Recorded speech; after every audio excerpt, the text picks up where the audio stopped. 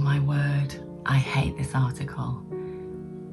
Why? What's wrong with it? It's just about travelling by train around Europe. No, it is not. I can't help wondering who funded this. It's making me really angry. I saw this article on Apple News, you know, the bit where they pop up articles on your home screen before you get into your phone on the morning. And so I took a look at it because I thought, oh, it's about sleeper trains. What's the problem?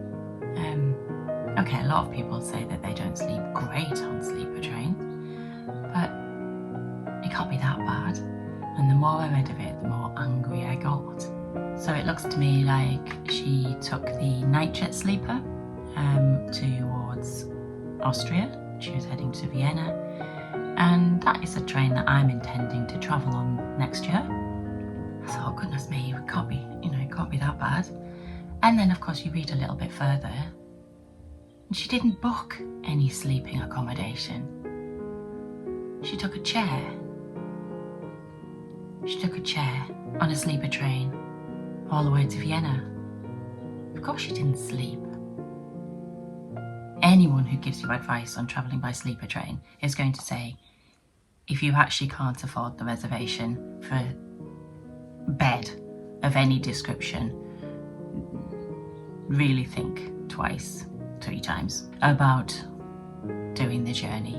I've got experience travelling on sleeper trains on 4 continents, and whilst I don't have the best night's sleep, I don't sleep as solidly as I might do in my own bed, or a really comfortable hotel bed.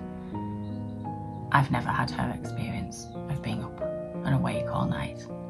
And I have travelled on sleeper trains in Egypt, in India, as well as all over Europe. However, I have never been on a sleeper train and only chosen to take a seat. So why would she choose to only take a chair on a train? My guess is financial. It's cheaper, of course, to only take a chair.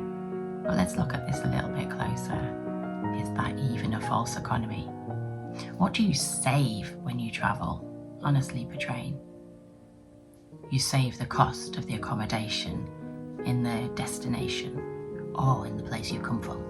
Quite often, if you look into that, you realise you make a saving by booking a sleeping car space. And of course you have choices at the different levels to which you do that. So on a sleeper train you will usually get the options of a couchette, which might be shared with 4 or 6 people. And then you usually get sleeper car options as well, more private sleepers, even entirely private solo sleepers. On the nightjet train, they come in the form of these little capsules you can now take, and on other trains such as the European sleeper, you're able to book a 3-berth sleeper for just 1 person, of course with a premium costing. There are also multiple different permutations of this. If you're a woman travelling by yourself, you might be very happy about the fact that you're able to book a private sleeper with only women. And this is what I did recently on my last journey from Brussels to Berlin and return. I love travelling by sleeper train. It's like the ultimate in rail adventure excitement for me. You settle down to sleep in one country and wake up having traversed another, unless you're in Canada, of course, when Canada just goes on for days. It's a very good idea to research your sleeper train in advance so that you know what to prepare for. Some of the sleepers are old rolling stock, particularly the European sleeper at the moment. It's largely comprised of quite old stock. That does bring with it some inconsistency as well between the journeys. For example, on my journey in March between Brussels and Dresden, everything worked wonderfully, beautifully. I had another 2 women in my sleeper compartment for 3 of us, and we had a lovely chat. We were provided with water, fresh water, and we also were given breakfast in the morning in good time. On the way back, the sleeper from Berlin through to Paris, I was getting off at Brussels, was a little bit more shambolic. But our train left Berlin over 1 hour late, which wasn't a great start. Although, to be honest, I was quite excited by the idea of arriving an hour late into Brussels early in the morning. However, sleeper trains have a lot of slack built into their schedules, so we actually arrived bang on time, which was slightly disappointing. I had a wonderful companion, a really interesting woman from Ukraine, and we chatted long into the night. However, the water in the carriage did run out during the evening, and it's those kind of things you've got to be a bit prepared for when you travel on some of the sleepers in Europe. So my top tips for travelling on sleeper trains in Europe, things you might not think of to bring with you. The first is a power bank. On the European sleeper train, for example, there are no power sockets or USB ports, so make sure you've got a charged up power bank to go so that you're not worried about running out of battery on your phone. The other obvious thing to bring with you is earplugs.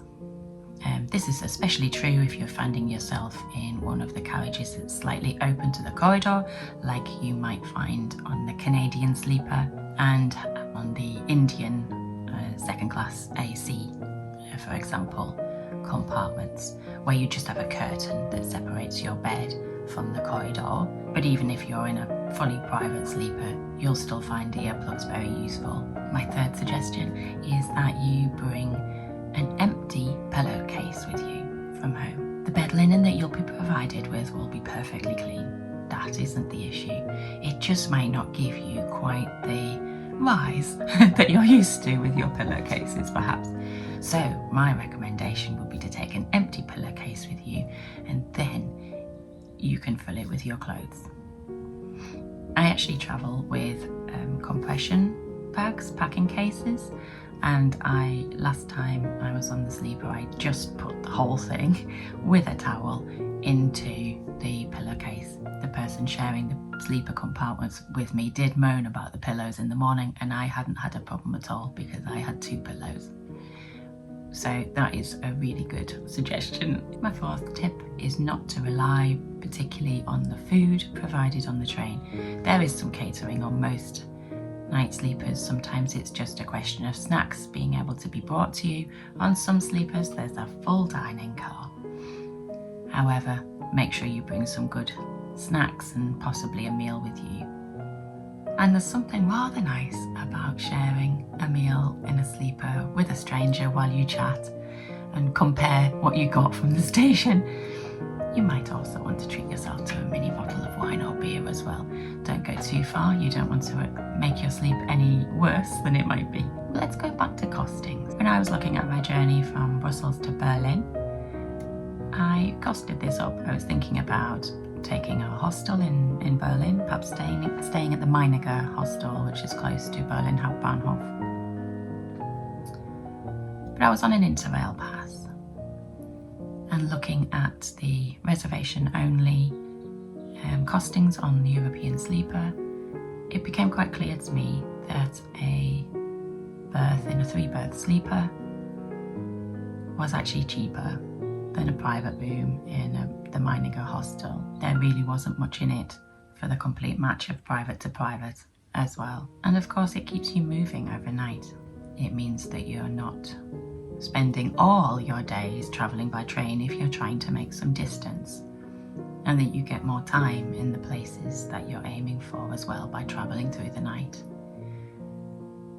If I had chosen to travel from York to Berlin on day trains, that would have been possible only with a break of journey in either Brussels or Cologne, and I would have been travelling so much on the train that I wouldn't have seen much of Brussels or Cologne or Berlin if I wanted to keep moving on to Poland, which was my plan. So the travelling by train overnight is efficient, it's environmentally friendly, and it's cost effective.